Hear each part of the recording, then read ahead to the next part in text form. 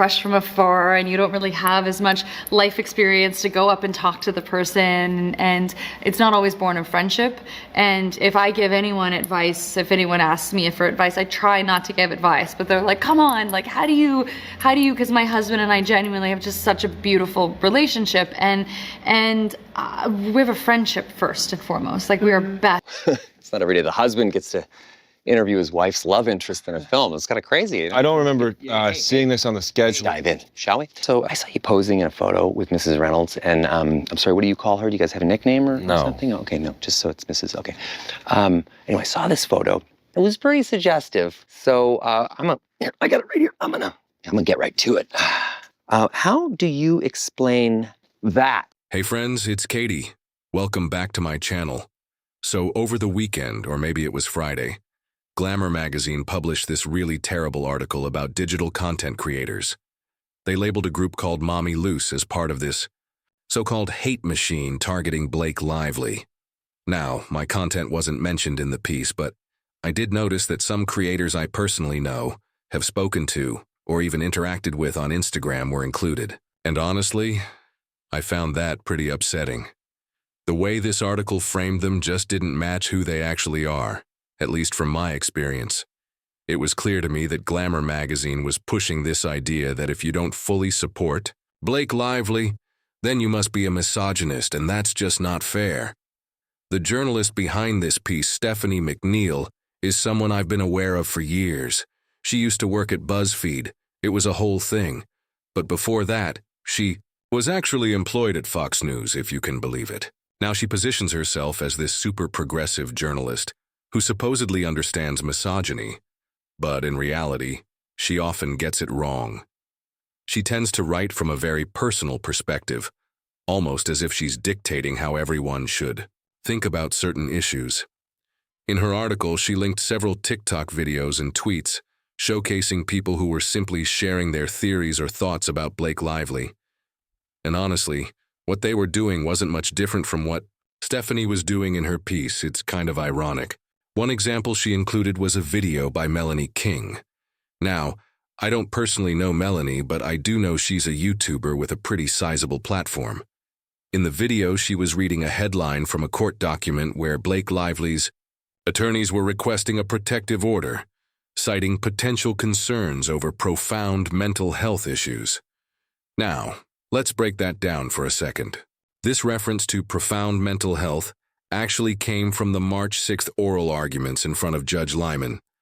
Blake's attorney stated, and I'm quoting here, "One of the reasons that we used the type of language that we did, without expressly identifying specific categories like we're using as exemplars today, is because it's hard to predict exactly what might fall into this. But it's not difficult to envision that there would be material speaking about children, profound mental health issues, or the locations of private residences or homes. You can imagine that there is just a level of personal and intimate information that is particularly relevant because of who these people are, that in an ordinary case may not be subject to an AEO, but would be here. So what does that mean? Basically, Blake's legal team wanted this AEO classification to cover medical records that might contain details about mental health concerns. But here's the key point. No one was diagnosing Blake with anything. This wasn't some grand revelation about her mental health. It was just legal maneuvering. Yet Stephanie's article took this and twisted it into something completely different, cherry-picking the parts that best fit her narrative. And that's the real issue here. It's frustrating when journalists push their own agendas instead of reporting facts in a fair and balanced way. It's one thing to have an opinion, but it's another to frame things in a way that misrepresents people and their intentions, and that's exactly what happened in this article. So, yeah, I had to talk about it, because this kind of thing keeps happening and it's not okay. The way this was framed was really misleading, and honestly, it just shows a lack of understanding. If you actually read the court records or listen to the oral arguments, which I did, you'd know that there were references to mental health concerns multiple times by Blake's attorneys. That's why I had a similar headline when I covered it. It was clear that this was a relevant issue in the case. But instead of focusing on the facts, Stephanie chose to write an article lumping everyone together with people she personally dislikes. She brought up Candace Owens, House of Habit, and Megyn Kelly, as if to imply that anyone discussing this must be aligned with them. And listen, I'm not a fan of any of them. I'm not conservative in any way, and to be honest, I don't consume their content. But if others do, that's their choice. What bothers me is that she used these figures to paint a broad picture, making it seem like every person questioning this situation is just another conspiracy theorist or right-wing extremist. She even goes as far as saying that criticizing Blake Lively is harmful to all women. According to her, this isn't just about Blake, it's part of a bigger problem. She claims that ever since the Now Me Too movement gained momentum in 2018, there's been an online effort to undo its progress. If critics can't stop famous women from speaking out about sexual assault, harassment, or abuse, then they try to undermine their credibility instead, making them targets of relentless hate and misogyny. And she suggests that this campaign has been so effective that it's permanently damaging the reputations of these women. The most frustrating part is that she blames everyday women for falling into this so-called rabbit hole. She claims they're being manipulated by TikTok into turning against other women. But that argument doesn't hold up when you actually look at the content being discussed. Take, for example, the video by Melanie King. I don't know Melanie personally, but from what I understand, she was simply reporting on what was said in court. How is repeating what Blake's own lawyers stated an attack on Blake? It makes no sense. Then there's another example she gives. Donna from Daily Dose of Donna. Donna made a video talking about Michelle Trachtenberg's passing and how Blake Lively posted about it. She then spoke with one of Michelle's friends who said that Michelle and Blake weren't actually friends and that Michelle wouldn't have appreciated the post. Somehow Stephanie twisted this into being hateful. So let me get this straight. If Michelle's actual friend expresses that Blake's post was disingenuous or inappropriate, that's now considered an attack. That logic is completely backwards. Just feels like Stephanie is stretching to turn any form of criticism into a case of misogyny or harassment, even when it's just people sharing facts or perspectives that don't align with her narrative. And that's the real problem here. Standing up for Michelle is understandable. Rest in peace. But the way this article stirred up so much anger online was intense. And honestly, you don't need to pick a political side to have an opinion on this. For me, I'm a liberal, a registered Democrat. Some of you might not like that, but politics isn't what my channel is about. I have my own views, and I think most people know I'm a feminist. But let's be real. Being a feminist doesn't mean blindly believing every women lie, just like men do. That's reality. I've covered cases like Ruby Franca, who lied constantly on her channel, 8 passengers. Then there's Gypsy Rose Blanchard, who continues to manipulate the public with her ever-changing stories. I've talked about Casey, Anthony, who was caught in a web of lies. I've covered women from the Duggar cult who stood by and defended their father's actions. I've seen it happen with women from sister wives who covered for the men in their lives until they finally broke free. The truth is, women will lie, for men, for themselves, for many different reasons. No one is immune to deception. In this case, I genuinely wanted to believe her at first, but when the evidence started piling up, it became harder to ignore. And that's the thing. How do you still believe someone when all the evidence contradicts their story? What I think Stephanie failed to do was stay up to date on the facts. Or maybe she did and just didn't care. Either way, this article felt like it was meant to provoke people, to stir up outrage and to make us fight with her rather than critically analyze Blake's situation. And honestly, it worked. The fire really took off when Glamour posted a link to the article on Instagram. Then it spread to TikTok, where the comment sections just exploded. People were calling out the misinformation, and Stephanie even jumped in at one point to defend herself. She left a comment saying something like, "I'm not working for the CIA," basically denying that she was taking Blake's side. But let's be real, she kind of is. Here's the thing about legacy media. Outlets like Glamour have a vested interest in maintaining their relationships with celebrities. Blake Lively has been on the cover of Glamour at least 2 or 3 times. They have an existing relationship with her, with Ryan Reynolds, and even with Taylor Swift. And we know how tight Blake and Taylor are. Media outlets like this survive by staying in the good graces of these celebrities, giving readers that inside look into their glamorous lives. If they start questioning their actions too much, they risk losing access. And losing access means losing relevance, and that's something they can't afford. Getting blacklisted is a real thing in media, and I know exactly what it's like when you stop pushing the PR narrative that celebrities or networks want you to say. Whether it's a reality show or a big-name celebrity, the moment you say something they don't like, you're cut off. You'll never get an interview with them again. That's why, when I speak openly about shows like Sister Wives or any other reality TV drama, I know those people won't engage with me. I'm not pushing their agenda or promoting their version of events, and that's a problem for them. Instead, they'll go to journalists who won't challenge them, who won't ask tough questions, and who will keep their coverage safe and flattering. That's exactly how I see Glamour, an outlet that plays it safe, refuses to push back, and doesn't encourage critical thinking.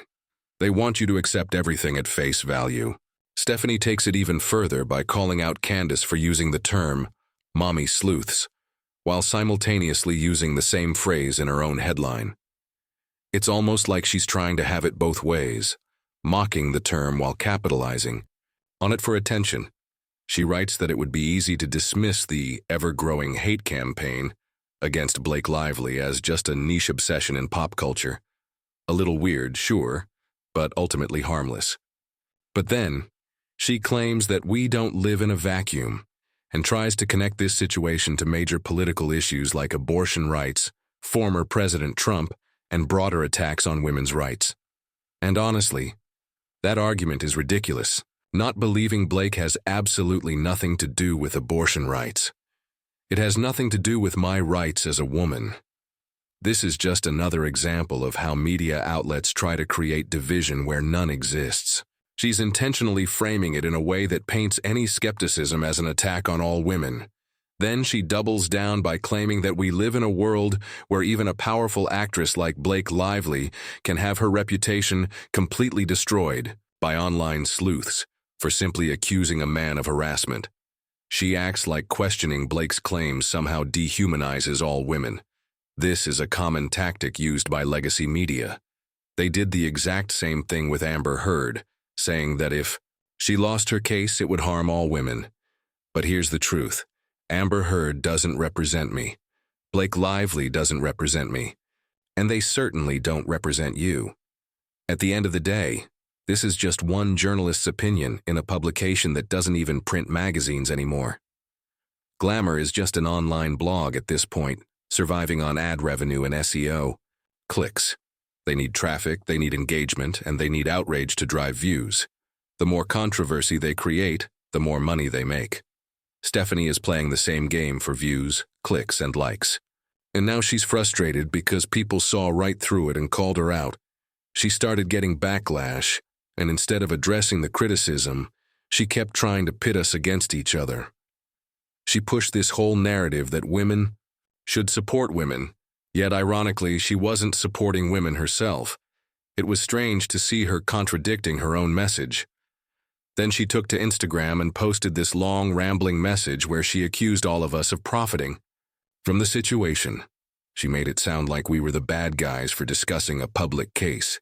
And then she added one final thing that really stood out. She complained about the insults and harassment she was receiving, saying that people were telling her she was a bad mother. But here's the thing. She wrote an article that accused other women who were reporting on Blake of somehow threatening the reproductive rights of American women. She took it a step further by comparing us to former President Trump and lumping us all into the MAGA category. She was pushing this exaggerated, divisive narrative, making it seem like questioning a celebrity's actions was equivalent to some sort of political attack on women's rights. It was completely ridiculous.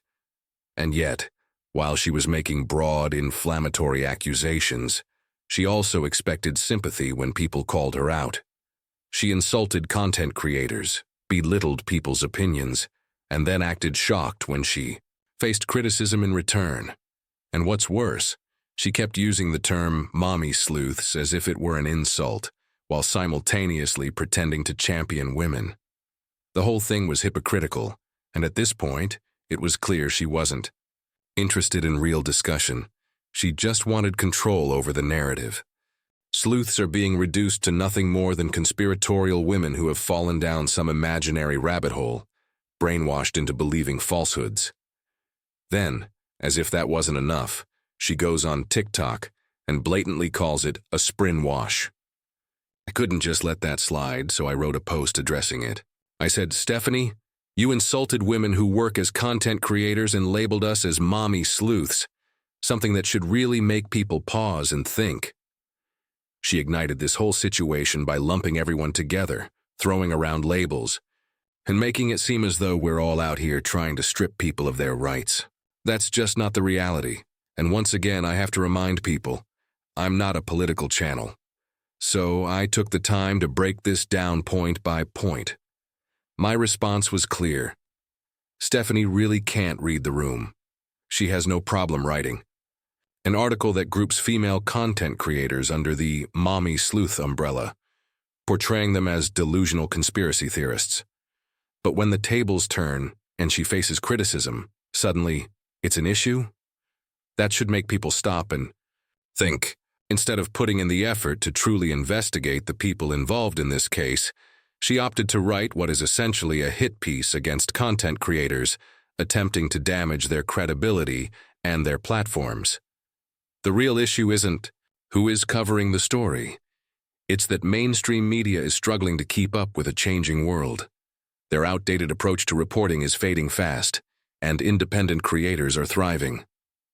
That reality poses a major threat to their bottom line, and they don't like it. I spent the entire day watching videos from actual lawyers discussing this case, people who have no personal stake in it. Not a single one of them believed that Lively had a solid case against Boney. None of Lively's claims met the legal standard for sexual harassment or a hostile work environment. As one lawyer put it, being annoyed by your boss or thinking he's weird does not constitute a legal claim. Another lawyer highlighted a crucial fact. Jurors are instructed to evaluate a case based on the credibility of the individual making the accusations. If a jury determines that the person has lied even once, they are instructed to disregard their entire testimony.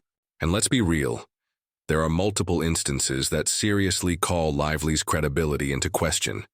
For instance, Lively has openly admitted in magazine interviews that she and her husband lie on social media.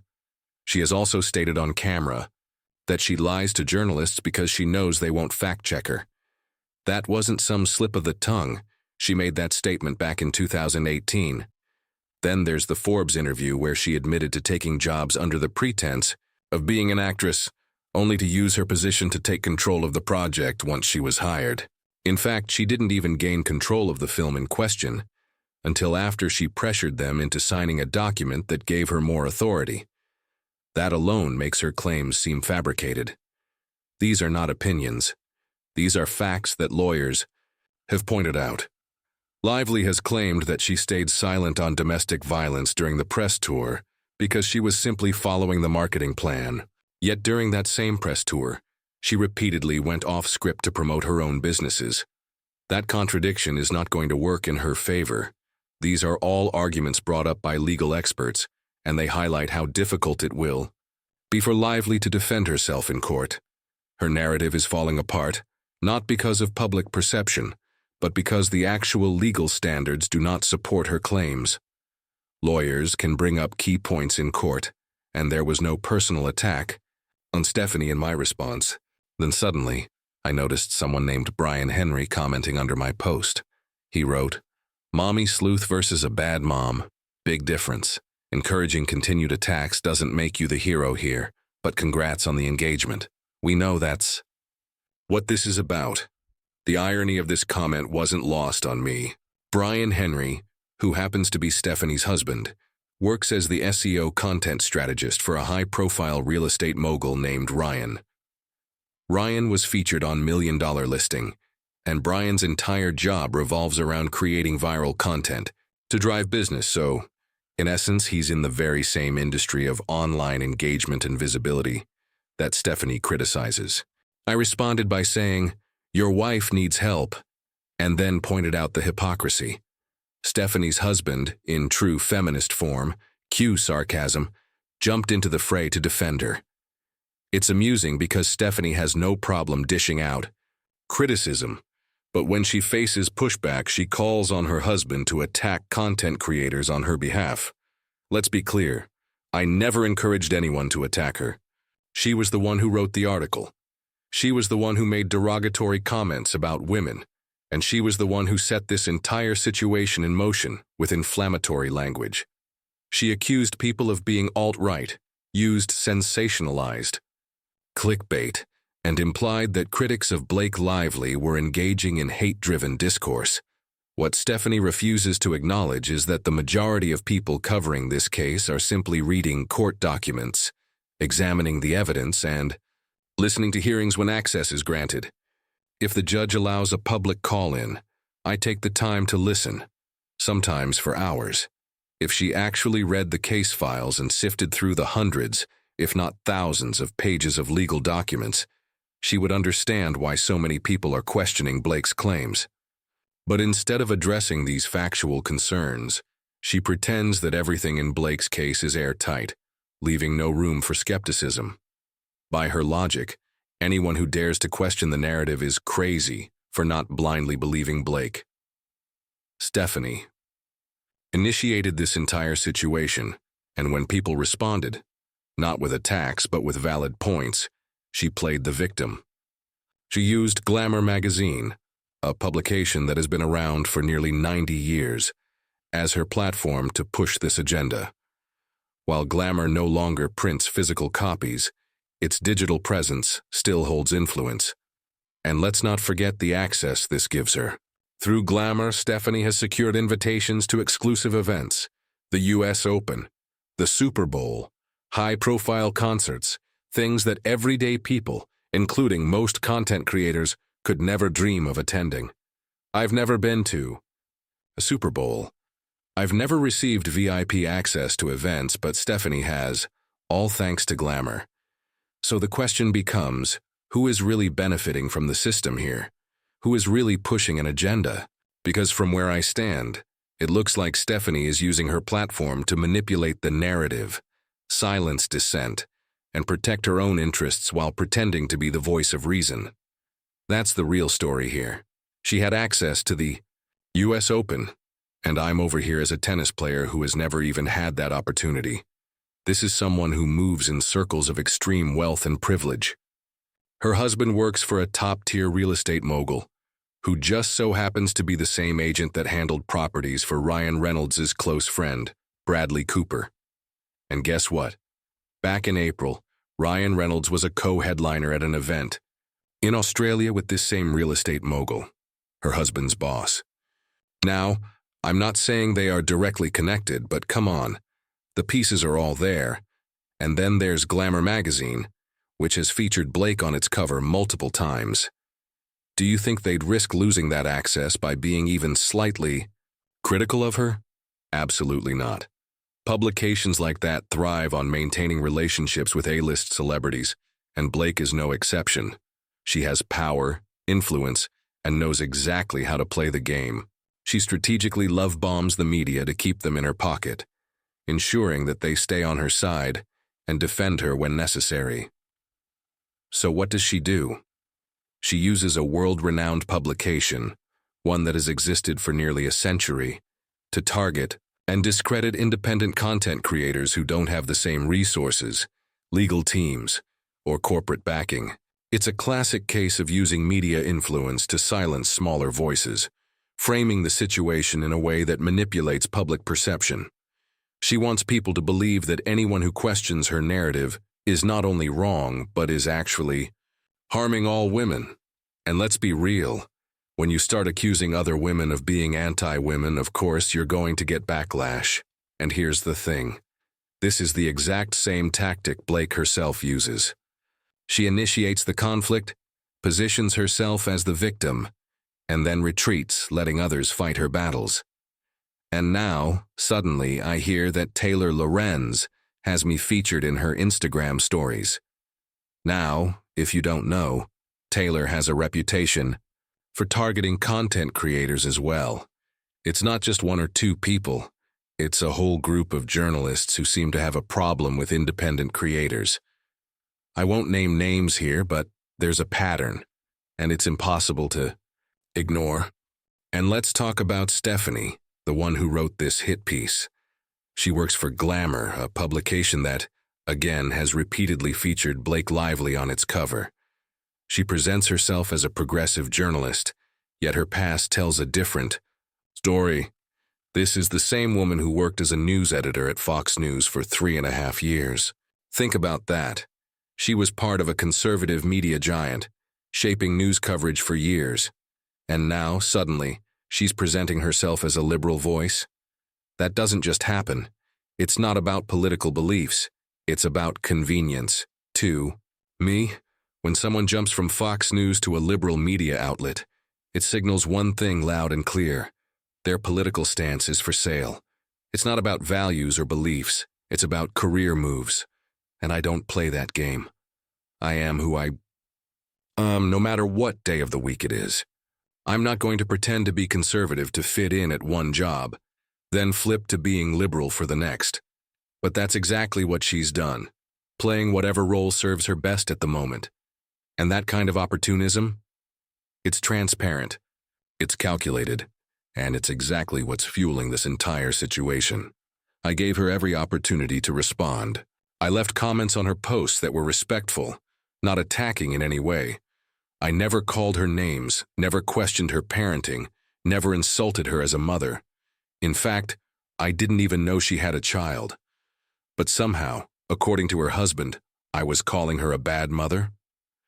Meanwhile, she had no issue labeling me and other women as mommy sleuths, and apparently that's okay.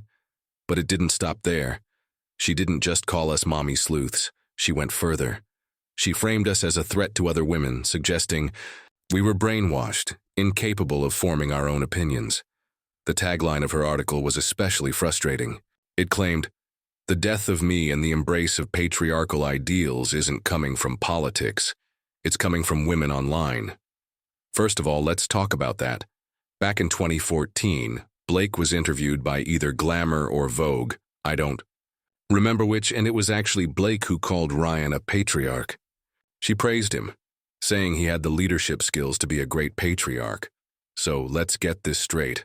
I'm not embracing patriarchal ideals. Most of the women she criticized aren't either. The irony is glaring.